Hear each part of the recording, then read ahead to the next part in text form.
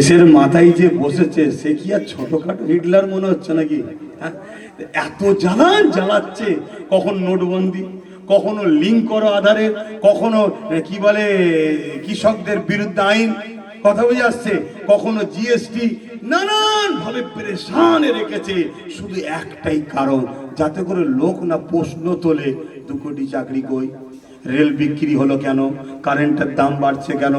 অতএব ওরা যে অনুপযুক্ত সেইটাকে ঢাকার জন্য মনে হয় এইসব করে মানুষের মাইন্ডকে ডাইভার্ট করছে।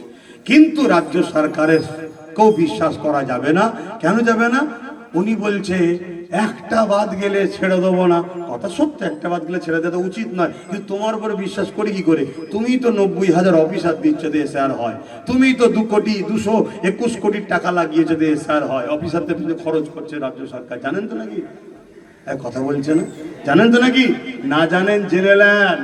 আর আব্বাস সিদ্দিকী যদি ভুল বলে রেকর্ড হচ্ছে, কেস করতে বলেন না। সরকারের মাথায় বসে আছে, কেস করবে তো অসুবিধা কি আছে? কেস করতে পারবে না, ক্ষমতা নেই। শুধু ঘুরিয়ে ফিরিয়ে এসে মুসলমানদের ভয় দেখাবে, হুমবুড়ির মা চলে আসবে, হুমবুড়ির মা চলে আসবে। অতএব আমরা আর বাচ্চা নেই, আমরা হুমবুড়ির মাকেও পাকড়াবো।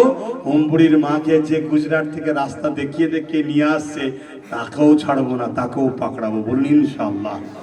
ইয়া নবী, ইয়া রাসূল, ইয়া হাবিব, সালাম সালাওয়াতুল্লাহ।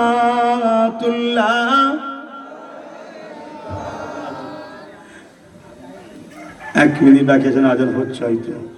যাক, আমি আজানের আদবের জন্য বসে যান, আজানের আদবের